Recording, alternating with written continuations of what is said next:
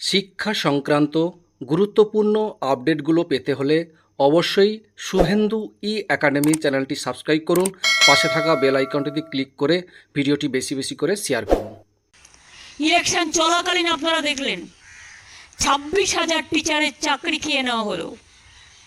আমরা grateful to supreme court for their good justice. আপনারা election চলাকালীন দেখলেন 15 লক্ষ ওবিসির সার্টিফিকেট বাতিল করে দেওয়া হলো। ইলেকশনের আগের দিন আমাদের অনেক ছেলে মেয়েকে সিবিআই নোটিশ পাঠিয়ে ভয় দেখানো হয়েছে, অনেককে ডেকে পাঠানো হয়েছে। একদিকে এনআইএ, একদিকে সিবিআই, একদিকে ইডি। কি নয়, আমি খুশি মোদিজি সিঙ্গেল লার্জেস্ট মেজরিটি পায়নি। উনি ক্রেডিবিলিটি লস করেছেন। ওনার ইমিডিয়েট প্রধানমন্ত্রী থেকে রেজিগনেশন দেওয়া উচিত, কারণ উনি বলেছিলেন ইসবার 400 পার। আমি কি বলেছিলাম আপনাদের? আমি বলেছিলাম 200 পার হবে কিনা দেখে রাখুন, কারণ কিছুটা হাতে রাখতে হয়। আমি বলেছিলাম পগার পার।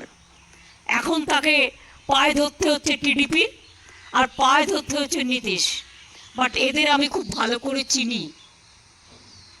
এরা ইন্ডিয়াটাকে ভাঙতে পারবে না, বরঞ্চ যারা ওদের সাথে গেছে ওদের অত্যাচার কতটা চলবে আমি জানি না। 2/3 মেজরিটি নেই, ইচ্ছা মতো আইন পাস আর পার্লামেন্টে হবে না, ইচ্ছা মতো অ্যাট্রসিটিস হবে না। ইডি সিবিআই অ্যাট্রসিটিস করলে আমরা ইন্ডিয়া টিম পুরোপুরি চেপে ধরব।